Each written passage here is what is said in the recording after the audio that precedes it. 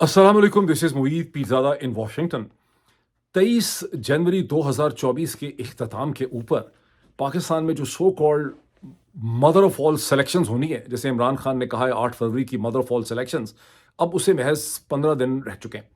और आज के इख्तिताम पे इश्यूज़ बहुत से हैं। अदालतों में मार-धाड़ हो रही है, कहीं रिलीफ़ हो रही है, कहीं कोई और चार्ज हो गया है, गिरफ्तारियाँ हो रही हैं, दफ़ा 144 जो है वो लगा दी गई है, साइफ़र केस जो है वो बिल्कुल बढ़ गया है। लेकिन इन तमाम इश्यूज़ में से मैं 3-4 डेवलपमेंट्स ऐसी पिकअप करता हूँ, जो आपको इस पूरे दिन की एक सेंस जो है वो दे सकते हैं। ज़हन में ये भी रखिए कि ये जो मदर ऑफ ऑल सिलेक्शन है 8 फरवरी की, मैं पहले भी कह चुका हूँ कई वीलॉग्स में और मैं दोबारा इसको आपके ज़हन नशीन करना चाहता हूँ कि मेरे हिसाब से, मेरे एनालिसिस से ये पाकिस्तान की जो स्ट्रगल है, जिसे मैं वॉर ऑफ इंडिपेंडेंस कहता हूँ, पाकिस्तान के कॉलोनियल और इंपीरियल मास्टर्स से आज़ादी की जो ये हकीकी जंग है, वॉर ऑफ इंडिपेंडेंस है, इसमें 8 फरवरी 2024 एक इम्पॉर्टेंट बैटल है, एक इम्पॉर्टेंट मार्का है, लेकिन ये आखिरी मार्का नहीं है। आखिरी मार्का वो लफ़्ज़ था जिसे लाज़वाल एक शक्ल, ये इसको एक आप कहते हैं कि लाज़वाल बना दिया इस टर्म को। नसीम हिजाज़ी जो उर्दू के नॉवेलिस्ट हैं, उन्होंने एक नॉवल लिखा था महमूद गज़नवी की ऊपर, जिसमें आखिरी मार्का उसका उन्वान था। तो 8 फरवरी जो है ये उस किस्म का कोई आखिरी मार्का नहीं है, बल्कि ये एक इम्पॉर्टेंट बैटल है और उसके आगे भी बहुत से मार्के आने हैं। ज़हनी तौर पे अपने आप को इस स्ट्रगल के लिए तमाम लोगों को तैयार रखना चाहिए और इसको समझने की ज़रूरत है। अब इस स्टेज के ऊपर जो 3-4 इम्पॉर्टेंट डेवलपमेंट्स इश्यूज़ हैं, एक तो ये है कि just looking at the whole thing, इस सिनेरियो के अंदर इमरान खान ने तहरीक-ए-इंसाफ को जो नारा दिया है, वो है गुलामी नामंजूर। बड़ा ज़बरदस्त मैं समझता हूँ, खान साहब ने जेल के अंदर बैठ के बहुत सोच समझ के, बहुत सोच-विचार से पूरी 22 महीने की जो स्ट्रगल है, जो जबर और इस्तिबदाद है, जो कुछ हुआ है, उन सारी डेवलपमेंट्स को उन्होंने इस एक नारे के अंदर समो दिया है। गुलामी नामंजूर, बड़ा ताकतवर नारा है। ये पहला मेरा पॉइंट है। दूसरा पॉइंट ये है कि जिस तरह से साइफ़र केस मैं समझता हूँ कि हर दिन जो साइफ़र केस में प्रोसीडिंग हो रही है और कल साइफ़र केस के अंदर जो अब शुरू हो रहा है दिन, उसमें अब तक क्योंकि मेरा ख़्याल है 25 विटनेसेस जो हैं उनको रिकॉर्ड किया गया है। अब इन विटनेसेस का इमरान खान के वकील जो हैं, वो उनका क्रॉस एग्ज़ामिनेशन शुरू करेंगे और जिस तरह से ये केस चल रहा है, मुझे ऐसा लगता है कि सब कुछ फँसे तो हैं ही इसमें, लेकिन इसके अंदर जनरल बाजवा भी बहुत बुरी तरह से फँसे हुए हैं। पाकिस्तान के आर्मी चीफ जो हैं, वो भी मुझे ऐसा लगता है कि इस केस की बहुत बड़ी कैजुअल्टी जनरल बाजवा होंगे और मैं आपको एक्सप्लेन करता हूँ कि क्यों मैं ये कह रहा हूँ। तीसरी जो मैं डेवलपमेंट है वो ये है कि बाकी सब चीज़ें तो हो ही रही हैं, लेकिन सलमान अकरम राजा साहब ने द ब्रिलियंट कॉन्स्टिट्यूशनल लॉयर, उन्होंने लाहौर हाई कोर्ट के अंदर एक पिटीशन डाली है, जिसमें उन्होंने प्रेयर ये की है, इस्तदा ये की है लाहौर हाई कोर्ट से कि इलेक्शन कमीशन ऑफ पाकिस्तान ने जो उनके गोशवारों में उन्हें इंडिपेंडेंट या आज़ाद उम्मीदवार लिखा है, ये बात गलत है। सलमान अकरम राजा आज़ाद इंडिपेंडेंट उम्मीदवार नहीं हैं, वो तहरीक-ए-इंसाफ के उम्मीदवार हैं।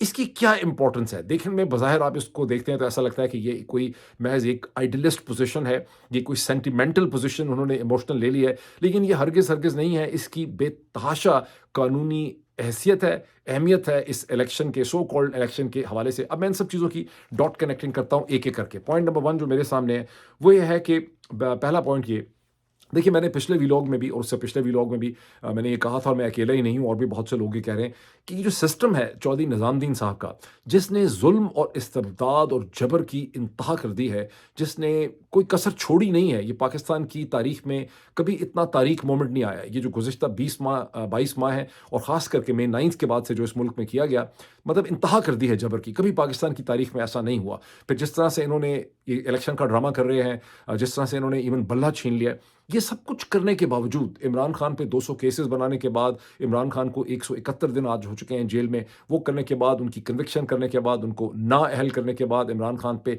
कातलाना हमला करने के बाद, शहीद अरशद शरीफ को कत्ल करने के बाद, मीडिया के बहुत से लोगों को पाकिस्तान से दौड़ने पे मजबूर करने के बावजूद, पाकिस्तान के अंदर मीडिया के लोगों पे जिस तरह की सप्रेशन है कि 5-5 मिनट में बुलाया जाता है डायरेक्टर न्यूज़ को और टीवी चैनल के ओनर्स को, उनको कहा जाता है कि तुम इमरान खान का नाम नहीं ले सकते। जिस तरह की सेंसरशिप है, बार-बार इंटरनेट बंद करके, मैं आपको सैकड़ों चीज़ें याद करवा सकता हूँ, सिर्फ आपकी एक मेमोरी के अंदर एक विजुअलाइजेशन पैदा मैं करना चाह रहा हूँ। आई विश कि मैं आपको सारी एक तस्वीर और फुटेज साथ-साथ दिखाता चला जाता कि इन्होंने क्या कुछ किया। लेकिन ये सब कुछ करने के बावजूद ये जो चौधरी निज़ामुद्दीन साहब का पूरा सिस्टम है, ये शदीद ज़हनी दबाव का शिकार है। ये सख्त टेंशन के अंदर है, इसके अंदर एक हिजान की सी कैफ़ियत है, ये डरे हुए हैं, ये खौफ़ज़दा हैं, ये पैनिक में हैं। और मैंने जब पिछला व्लॉग किया था तो मैंने आपको इसकी एक एग्ज़ाम्पल ये दी थी कि आप ये देखें कि किस तरह से ऐसे करके पैनिक में इन्होंने इस्लामाबाद के school, colleges, universities including the national defence university को बंद कर दिया, खतरा है। फिर उसके बाद मुख्तलिफ़ किस्म की आएँ-बाएँ शाएँ किस्म की एक्सप्लेनेशंस उसकी देते रहे। इसी तरह अगर आप देखें कि जो प्रेस कॉन्फ्रेंस की पाकिस्तान के इंफॉर्मेशन मिनिस्टर ने अपने साथ पीटीए के डीजी को बिठा के अपने साथ साइबर वॉरफेयर, जो साइबर क्राइम या साइबर जो है एफआईए का उसके यूनिट को डायरेक्टर को बिठा के और उसके दरमियान में क्या यबड़ी मारी कि ये इंटरनेट जो है ये टेक्निकल, हम चूंकि सॉफ्टवेयर अपडेट कर रहे हैं, नई हमने प्रोग्राम्स लगाए हैं, तो ये इंटरनेट जो है पाकिस्तान में कोलैप्स कर जाता है। और उसके साथ ये कि और ये नहीं कि और ये टेक्निकल मसला है, हालांकि कौन जानता है कौन नहीं जानता कि जब भी तहरीक इंसाफ का कोई वर्चुअल जलसा, कोई टेलीथॉन हो रहा होता है, ये इंटरनेट को कई घंटों के लिए डाउन करते हैं। लेकिन एक्सप्लेनेशन उसकी क्या देते हैं? तो ये जो चीज़ है ये बज़ाते खुद मैंने एविडेंसेस के तौर पर प्रेजेंट किया था कि ये कितने खौफो हरास का, कितने पैनिक का ये शिकार हैं कि इनसे चीज़ें संभल नहीं रही और ये सच से कितना डरते हैं। और मैंने उसका उन्वान भी रखा था कि this is a war against the truth. सच के खिलाफ पाकिस्तान के अंदर ये पूरा का पूरा इंतज़ामी ढांचा जो है वो एक जंग कर रहा है। अब इसमें लेटेस्ट देखिए इन्होंने क्या चीज़ की। ये जो इन्होंने पूरे पंजाब के अंदर दफ़ा 144 पंजाब के होम डिपार्टमेंट ने नाफिज कर दी है। और दफ़ा 144 इन्होंने क्यों नाफिज की? दफ़ा 144 इन्होंने इसलिए नाफिज की है कि एक दिन पहले इमरान खान ने अपने वर्कर्स को और तहरीक इंसाफ को ये कहा कि भाई आप संडे को, जो जनवरी की 28 तारीख बनती है, जिसमें ये so called mother of all selections को सिर्फ 10 दिन रह जाते हैं, आप लोग इंतखाबी कैंपेन के लिए, इलेक्शन कैंपेन के लिए सड़कों पर निकलें और फिर सड़कों के ऊपर ही रहें। और आज उन्होंने उसमें एक मजीद चीज़ ये ऐड कर दी है कि जो नहीं निकलेगा उसका टिकट हम कैंसिल कर देंगे, उसको हम रिकन्सिडर करेंगे। ये वैसे कैसे करेंगे, ये बहुत बड़ा एक कम्युनिकेशन चैलेंज है। लेकिन इसको रिस्पॉन्स कैसे किया पंजाब के होम डिपार्टमेंट? उन्होंने पूरे पंजाब के अंदर दफ़ा 144 लगा दिए। दफ़ा 144 लगाने का मतलब यह है कि किसी भी एक जगह पे 4 से ज़्यादा लोग जो हैं, यानी 5 लोग इकट्ठे होके एक टुकड़ी बना के, मेरा ख्याल 4 या 4 से ज़्यादा या 5 लोग एक टुकड़ी बना के, एक टोली बना के इकट्ठे वॉक नहीं कर सकते, एक ग्रुप की शक्ल में वॉक नहीं कर सकते। अब ये दफ़ा 144 क्यों हम कहते हैं कि ये जंग आज़ादी है पाकिस्तान की, क्यों ये गुलामी नामंजूर का नारा इसमें एप्रोप्रिएट है? क्योंकि ये सेक्शन 144 अंग्रेज़ों के ज़माने का, अंग्रेज़ साम्राज्य का एक कॉलोनियल एरा रेलिक है, जिसमें डिप्टी कमिश्नर को शोरश कंट्रोल करने के लिए जब भी उनको लगता था कि कहीं कोई शोरश है, बल्कि असल में तो ये होता था कि कहीं डिप्टी कमिश्नर को लगता था कि हिंदू मुस्लिम फसाद हो सकता है, शिया सुन्नी कोई हो सकता है। उस ज़माने में शिया सुन्नी वैसे कम ही होते थे, लेकिन हिंदू मुस्लिम हो सकता है, मुस्लिम सिख कहीं फसाद हो सकता है, कोई सेक्टेरियन कॉन्फ्लिक्ट हो सकता है। उसको कंट्रोल करने के लिए चंद दिनों के लिए डिप्टी कमिश्नर जो है वो चंद दिनों के लिए लगाता था। वो दफ़ा 144 का उसको टूल दिया गया था जिसका वो इस्तेमाल करता था। लेकिन ये भी ज़हन में रखना ज़रूरी है कि दफ़ा 144 हर डिप्टी कमिश्नर को दिया गया था। बहुत ही कम ऐसा हुआ होगा कि अंग्रेज़ सरकार ने पूरे पंजाब के अंदर या पूरे किसी सूबे के अंदर या पूरे हिंदुस्तान में दफ़ा 144 लगा दी हो। और ये यानी हर डिप्टी कमिश्नर ने आज़ादाना तौर पे अपने ज़हन को, माइंड को एक्सरसाइज करना था। अपने जो पुलिस का सुपरिटेंडेंट है, जिसे उस ज़माने में एसपी कहते थे, जिसको आप अक्सर अब जो है उसको डीपीओ कहा जाता है, उसके साथ उसने सलाह मशवरा करना था, सिचुएशन को देखना था और फिर ऑब्जेक्टिव रियलिटी के मद्देनज़र उसने सेक्शन 144 लगाना था।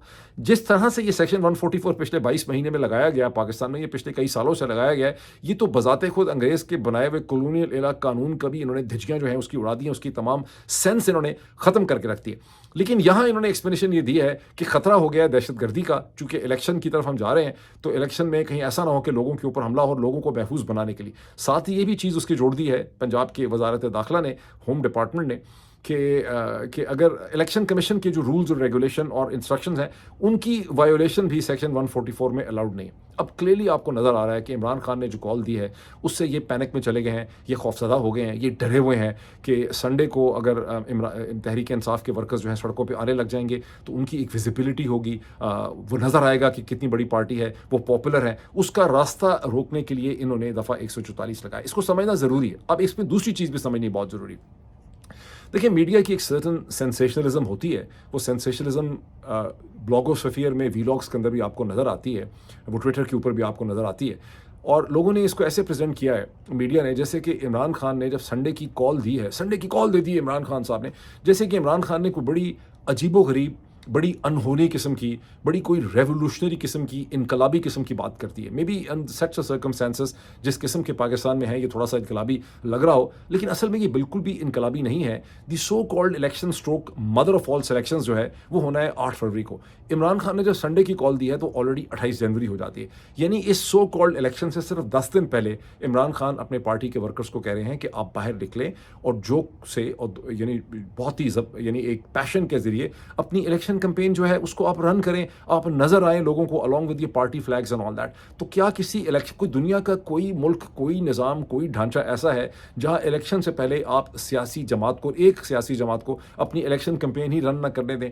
अब इसको अगर आप देखें कि जिस तरह से इन्होंने सेक्शन 144 नाफिज किया है, जो क्लियरली इनके पैनिक का, इनकी जिस जिस जिस जिस दबाव का ये शिकार हैं उसको ये इंडिकेट करता है, उसको ये मैनिफेस्ट करता है। लेकिन इसके साथ ही सवाल ये पैदा होता है कि क्या 8 फरवरी 2024 को पाकिस्तान में इलेक्शन हो रहे हैं? ये मतलब ये सवाल मैं उठा रहा हूँ डॉन के एडिटर्स के लिए, ट्रिब्यून के एडिटर्स के लिए, नेशन के एडिटर्स के लिए, human right commission of Pakistan के लिए, फाफन के लिए, पतन के लिए, जितने और पाकिस्तान की पब्लिकेशंस हैं, वेबसाइट्स हैं, पाकिस्तान के जो ये 32-33 टेलीविज़न चैनल्स हैं उनके डायरेक्टर न्यूज़ के लिए, उनकी तमाम रिपोर्टर्स के लिए, पाकिस्तान की बार एसोसिएशंस के लिए, सुप्रीम कोर्ट बार एसोसिएशन के लिए, पाकिस्तान बार जो काउंसिल है उसके लिए, Lahore high court bar association के लिए, Sindh high court bar association के लिए, इस्लामाबाद बार एसोसिएशन के लिए, कि जिस चीज़ को आप अपने सामने देख रहे हैं, इलेक्शन हो रहा हो और आप लोगों को इलेक्शन कैंपेन ना करने दें और उसके बाद आप लिखें कि अखबारों में इसको इलेक्शन डिस्क्राइब करें। ये इंपॉर्टेंट सवाल जो है मैं आप सबके लिए उठा रहा हूँ। दूसरी चीज़ है, मैं क्यों कहता हूँ कि साइफर केस तो बढ़ ही गया है, मैं एक्सप्लेन करता हूँ आपको, बढ़ता चला जा रहा है। जिस तरह से फैसले उसके हवाले से इस्लामाबाद हाई कोर्ट ने 2 दफ़ा फैसला किया, जिस तरह से सुप्रीम कोर्ट ने इमरान खान और शाह महमूद कुरैशी को इसमें 22 दिसंबर को ज़मानत दे दी, जिस तरह से सारी प्रोसीडिंग चल रही है, साइफर केस बढ़ता चला जा रहा है, बढ़ते पे बढ़ता चला जा रहा है। लेकिन इसकी एक बहुत बड़ी कैजुअल्टी मुझे ऐसा लगता है कि पाकिस्तान के फॉर्मर आर्मी चीफ जो हैं वो जनरल बाजवा है। वो क्यों? उसकी वजह ये है कि जिस तरह से इसकी प्रोसीडिंग हो रही है, जिस तरह से इसमें बयानात रिकॉर्ड हो रहे हैं, जो कुछ यहाँ पे इमरान खान और शाह महमूद कुरैशी बता रहे हैं, और अभी अब जो विटनेसेस तो रिकॉर्ड हो गए 25, अब इनके जब क्रॉस एग्जामिनेशन होगा तो वो क्रॉस एग्जामिनेशन के अंदर जो वकील इमरान खान के सवाल उठाएंगे और वो सब चीज़ें अदालत के रिकॉर्ड में चली जाएंगी, अदालत की फ़ाइलों के पेट में चली जाएंगी। ये चीज़ जनरल बाजवा के लिए बड़ी ख़तरनाक होगी आने वाले वक्तों में। और मेरा ख्याल है कि जनरल बाजवा बड़े ख़ुद भी इंटेलिजेंट आदमी हैं, उनकी जहानत और इंटेलिजेंस पे उनकी जो चालाकी है अपने हवाले से, सेल्फिश किस्म की चालाकी, उस पर तो किसी को कोई शक जो है वो नहीं हो सकता। जनरल बाजवा रिटायर हुए नवंबर की 25-26 तारीख 2022 में, जब जनरल आसिम मुनीर ने उन्हें रिप्लेस किया। मुझे पूरा यकीन है कि अब अगर जनरल बाजवा आज आर्मी चीफ होते, अगर जनरल बाजवा को एक्सटेंशन मिल गई होती, तो जनरल बाजवा जो है वो कभी भी साइफर के ऊपर, इमरान खान और शाह महमूद कुरैशी के ऊपर ट्रायल का फैसला ना होने देते। बिकॉज हर दफ़ा जब ये ट्रायल की बात होती है, जनरल बाजवा का जिक्र भी आता है, मीडिया में भी वो डिस्कस होते हैं। जनरल बाजवा कभी भी नहीं चाहेंगे कि रोज़ी वो डिस्कस हो, सैकड़ों, हज़ारों, लाखों दफ़ा डिस्कस हो। लेकिन यहाँ एक और भी चीज़ हो रही है, यहाँ अदालत के एक रिकॉर्ड के अंदर बार बार जनरल बाजवा का रोल जो है वो हाईलाइट हो रहा है। जब इमरान खान ये कहते हैं, इमरान खान के 2-3 आर्गूमेंट्स आप देख लें। इमरान खान ने एक आर्गूमेंट ये दिया है आज के दिन में इस स्पेशल अदालत के सामने।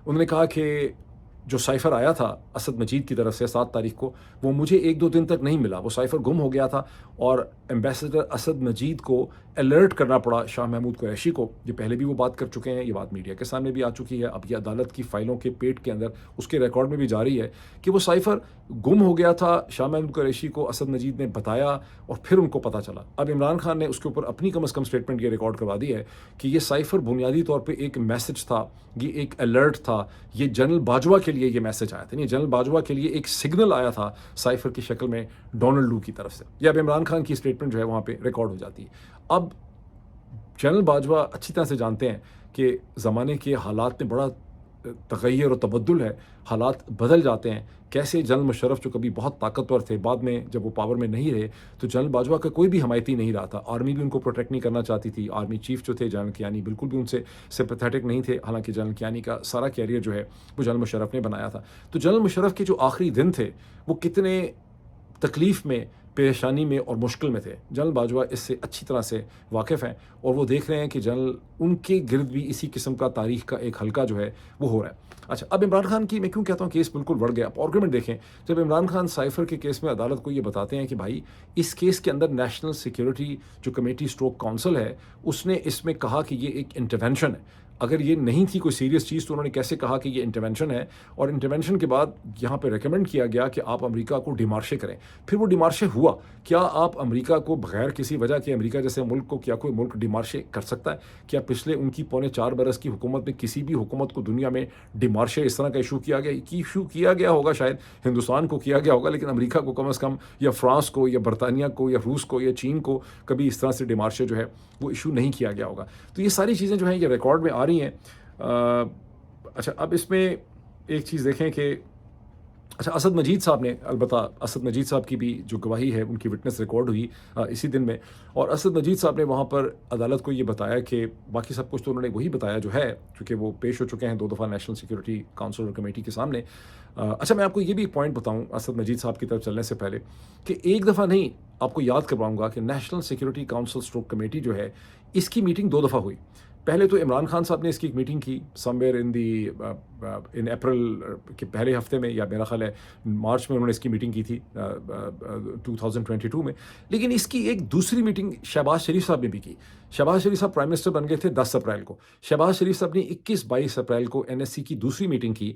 उनका ख्याल था कि वो उससे कोई थोड़ी डिफरेंट किस्म की स्टेटमेंट हासिल कर सकेंगे, लेकिन जब सेकेंड मीटिंग हुई तो उसने भी रीअफर्म कर दिया पहली मीटिंग को, और पहली मीटिंग ये कह चुकी थी कि अमेरिका ने जो कुछ भी कहा है, मैसेज भेजा है, ये पाकिस्तान की इंटरनल पॉलिटिक्स के अंदर एक इंटरफेरेंस है।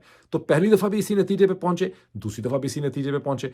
फिर यह था कि डिमार्शे का जो फैसला दुरुस्त था, उसको भी उन्होंने कहा कि फैसला दुरुस्त था। अब यहाँ पर वर्ड्स का प्ले हो रहा है, यानी ये सारे लोग ये कहते हैं जो इमरान खान के दुश्मन हैं, इंक्लूडिंग पीएमएलएन एंड जो इस वक्त चौधरी निज़ामुद्दीन की पूरी प्रोसिक्यूशन है, कि यहाँ पे साजिश कोई नहीं थी। इमरान खान कहता है साजिश थी, ये कहते हैं साजिश नहीं थी। लेकिन जब नेशनल सिक्योरिटी कमेटी ये कहती है कि ये एक सीरियस इंटरवेंशन है और इस पर आप अमेरिका को डिमार्शे करें और इस पर प्रोटेस्ट करें, और पाकिस्तान की इंटरनल पॉलिटिक्स में अमेरिका इंटरफेयर कर रहा है, तो इसमें और साजिश में कितना एक फ़र्क रह जाता है। इसको माइंड में रखें, और अब देखें कि असद मजीद साहब ने आज क्या कहा अदालत को। उन्होंने कहा कि इसमें साजिश नहीं थी, मैंने अपने साइफर के अंदर साजिश नहीं कहा, मैंने इसमें थ्रेट नहीं कहा। अब असद मजीद साहब की, एम्बेसडर असद मजीद जो बाद में पाकिस्तान के फॉरेन सेक्रेटरी बने, उनकी जो बेतहाशा इस वक्त मजबूरियां हैं, और जिस खौफ के हालत में वो रह रहे होंगे बेचारे, वो फंसे हुए हैं। सरकारी मुलाजम वैसे भी सिंगल पसली का होता है, और वो कभी भी असद मजीद ना चाहते होंगे, ना कोई और फॉरेन सेक्रेटरी या एम्बेसडर चाहता है कि वो इस किस्म की सूरत हाल में फंस जाए, जिसको अदालतों में जाके उसको मुख्तलिफ ताकतवर सियासी शख्सियात के बिहाफ पे मुख्तलिफ इंपॉर्टेंट सियासी शख्सियात के खिलाफ स्टेटमेंट्स रिकॉर्ड करनी पड़े, जबकि ज़माने का तगैर और तबद्दुल है, आपको ही नहीं पता कि आने वाले महीनों या सालों में क्या होने वाला है। तो ज़ाहिर है कि असद मजीद साहब बहुत मुश्किल सिचुएशन में फंसे हुए हैं। वरना ये कहना कि ये साजिश मैंने नहीं लिखा साइफर में, ये थ्रेट नहीं थी, जब आपको अमेरिका का एक मिडिल लेवल का रैंकिंग का अफसर ये कह रहा है कि हुकूमत अगर इमरान खान की, प्राइम मिनिस्टर की ख़त्म नहीं होती, अगर ख़त्म नहीं होती है तो ताल्लुकात बड़े ख़राब हो जाएंगे, और इसे कहते हैं अगर ख़त्म हो जाती है तो चीज़ें हंकी डोरी हो जाएंगी। तो अगर ये थ्रेट नहीं है, ये वार्निंग नहीं है, तो फिर ये क्या है? बहरहाल ज़ाहिर है कि असद मजीद साहब यहाँ अल्फाज के साथ प्ले कर रहे हैं, वर्ड्स का सेमेंटिक है और कुछ नहीं। अब इस चीज़ पे आए जिसको मैं समझता हूँ कि बहुत ही इंपॉर्टेंट डेवलपमेंट है। जब brilliant constitution lawyer Salman Akram राजा लाहौर हाई कोर्ट में जाते हैं, वहाँ एक पिटीशन में एक प्रेयर इस्तदा लेके जाते हैं कि जनाब, मुझे इलेक्शन कमीशन ने गोशवारों में लिख दिया है कि मैं एक आज़ाद इंडिपेंडेंट कैंडिडेट हूँ, ये बात सही नहीं है, मैं तो तहरीक इंसाफ का कैंडिडेट हूँ। अच्छा, मैं थोड़ा सा आपको बताऊँ, बड़ी उन्होंने ब्रिलियंट बात की, उसकी बड़ी सिग्निफिकेंस है। सलमान अकरम राजा साहब से मेरी पहली मुलाकात, जब से मैं कब से जानता हूँ सलमान अकरम राजा को, मैं सलमान अकरम राजा को जानता हूँ समवेयर बड़ा लेट 97 से मेरा ख्याल है, जब मैं जो एक टैक्स ट्रिब्यूनल था फेडरल गवर्नमेंट का, उसमें मैं असिस्टेंट डिपार्टमेंटल रेप था, और उस टैक्स ट्रिब्यूनल को हेड करते थे, जो डिपार्टमेंटल उसके हेड थे, डीआर जिसको कहते हैं, वो थे असलम शाद साहब। वो रिटायर हो गए, मैं लाहौर में कहीं रहते हैं। इस बड़े उसमें वकील रोज़ आते थे, कई केसेस वहाँ पे लगते थे, टैक्स के मामले मुख्तलिफ़ किस्म के, उसकी अपील्स होती थी, मैटर्स डील करते थे। वहाँ पर पहली दफ़ा मैंने एक ब्रिलियंट वकील को देखा, जो जब ट्रिब्यूनल के सामने आता था, तो वो कभी भी बोलना बंद ही नहीं करता था। हर आर्गुमेंट के जवाब में उसके पास एक काउंटर आर्गुमेंट होता था, और कोई एक भी दफ़ा ऐसा नहीं हुआ कि वो वहाँ से अपने मौक्कल और अपने क्लाइंट के लिए रिलीफ लिए बगैर निकला हो।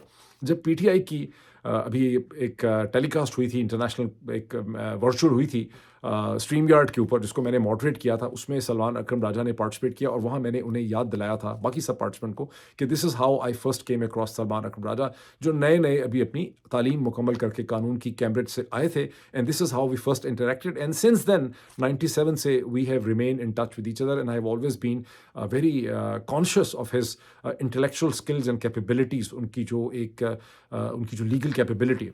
अब उन्होंने ये जो पिटीशन डाली है, इसकी सिग्निफिकेंस क्या है? ये देखने में ऐसा लगता है कि ये सिर्फ़ एक सिमेंटिक है, ये आइडियलिस्टिक पोज़ीशन, ये हरगिज़ नहीं है।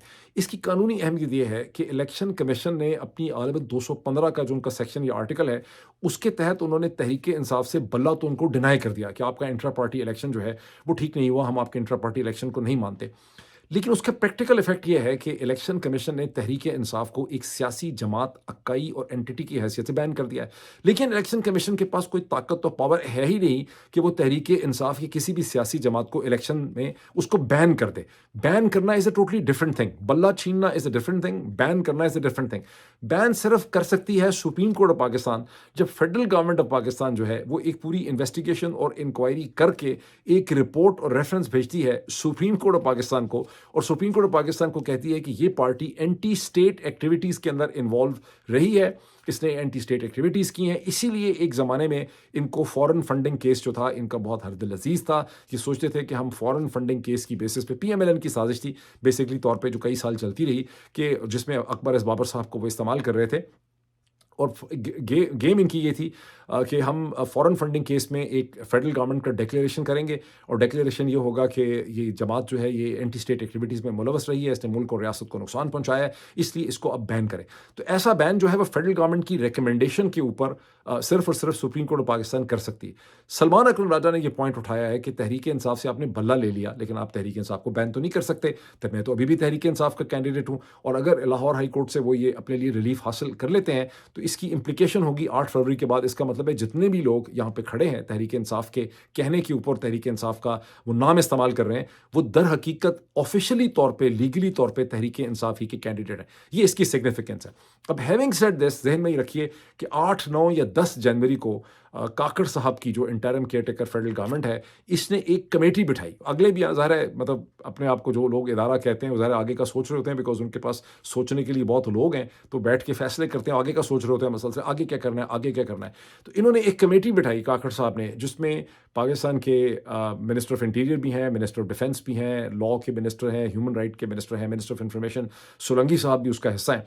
और इस कमेटी को 15 दिन दिए गए, और इसको टास्क ये दिया गया कि आप 9 मई जो है उसके वाक़यात के ऊपर इंक्वायरी करें। ये इंक्वायरी कमेटी है, और एक रिपोर्ट सबमिट करें फेडरल गवर्नमेंट को। और इंक्वायरी इन्होंने करनी है कि 9 मई के जो वाक़यात हैं, जिसमें रियासत पाकिस्तान की इंस्टॉलेशंस, इदारे, मुख्तलिफ जगहों के ऊपर, कोर कमांडर घर के ऊपर, जीएचक्यू के ऊपर लोगों ने हमला कर दिया, ये साजिश किसने तैयार की, इसका इसका प्लान किसने बनाया, इसका मास्टरमाइंड कौन था, इस साजिश में कौन-कौन लोग शामिल थे, किस-किस ने इसको फैसिलिटेट किया, किस तरह से इसको इम्प्लीमेंट किया, कौन लोग थे। और इसकी कहा गया था इस कमेटी को कि 15 दिन के अंदर अपनी रिपोर्ट दें।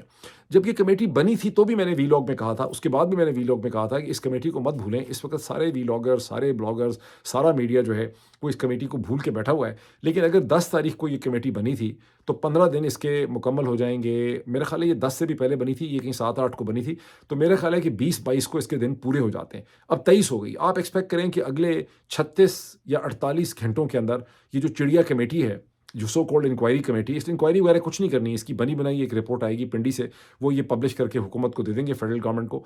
और ये रिपोर्ट जो है, इसमें कहा जाएगा कि इमरान खान और फला सब जो हैं, ये मास्टरमाइंड थे, फला लोग जो हैं, उन्होंने इसको फैसिलिटेट किया, इसको इम्प्लीमेंट किया, और फौरी तौर पे वफाकी हुकूमत जो है, वो एक रिकमेंडेशन जो है वो तैयार करेगी सुप्रीम कोर्ट ऑफ पाकिस्तान के लिए, जहाँ आगे काजी फ़ायज़ ईसा साहब तशरीफ़ रखते हैं, और वहाँ पर एक कहेंगे कि जी इस तहरीक इंसाफ पे साबित हो गया फेडरल गवर्नमेंट की इंक्वायरी कमेटी ने कि ये जो है, ये इसने दहशतगर्द तंजीम है, इसने रियासत के खिलाफ दहशतगर्दी की है, इसलिए इस पार्टी को आप बैन करें। ये अभी तक बैन नहीं कर पाए, इन्होंने बल्ला छीन लिया है, प्रैक्टिकली बैन कर दिया है। ये इन दोनों चीज़ों को आप मिला के डॉट कनेक्टिंग करें, सलमान अकरम राजा साहब की जो वहाँ की पिटिशन है और जो इन्होंने कमेटी बनाई हुई है, इन दोनों चीज़ों को जोड़ के देखें तो आपको सूरत हाल जो है वो समझ आ जाएगी। अब लास्ट चीज़ थोड़ी सी एक फ़नी है, वो ये है कि इमरान खान साहब की इस वक्त सूरत हाल ये है, वैसे तो एक मतलब ये इतनी इंपॉर्टेंट नहीं है डेवलपमेंट, इसलिए मैं कह रहा हूँ कि इंपॉर्टेंट है भी, नहीं भी है। लाहौर हाई कोर्ट के अंदर इमरान खान के वकला कामयाब हुए जब जस्टिस आलिया नीलम के एक डिविजनल बेंच ने वो जो 7 इमरान खान की बेल्स, उनकी ज़मानतें रिजेक्ट कर दी थी एंटी टेरर कोर्ट ने, उन्हें बहाल कर दिया है, और उस फैसले को उन्होंने इलीगल करार दे दिया। एंटी टेरर कोर्ट के जज साहब ने कहा था कि इमरान खान की जो ज़मानतें पहले उनको इशू हुई थी मे 9 से रिलेटेड केसेस में इन्हें मज़ीद इनमें तोसी नहीं की जा सकती, एक्सटेंड इन्हें नहीं किया जा सकता। और इस फैसले को लाहौर हाई कोर्ट के डिविजनल बेंच ने, जिसमें जस्टिस आलिया नीलम उसको हेड कर रही हैं, उसने उसको इल्लीगल करार दे दिया। इसका मतलब है कि ये ज़मानतें जो हैं वो बहाल हो गई हैं। और ये ज़मानतें हैं कि मे 9 में इमरान खान ने मुख्तलिफ जो रियासत के इदारे हैं उन पर हमला किया, including the core commander house. अभी इमरान खान की क्या सूरत हाल? इमरान खान की सूरत हाल ये है, that's a funny point. Imran Khan की सूरत हाल है कि जब उनको वकील ये बताते होंगे कि आपकी फ़लाँ जगह ज़मानतें मंजूर हो गई हैं, या फ़लाँ केस में गिरफ्तार हो गए हैं, फ़लाँ केस में आप रिहा हो गए हैं, तो इमरान खान पूछते होंगे कौन सा केस है? फिर उन्होंने एक बहुत बड़ा डेटाबेस बनाया होगा, उससे बताते होंगे कि मिस्टर प्राइम मिनिस्टर ये वो वाला केस है, आप भूल गए हैं, लेकिन ये भी एक केस जो है वो एग्ज़िस्ट करता है। अभी इतना ही, फिर आपसे मुलाकात होती है।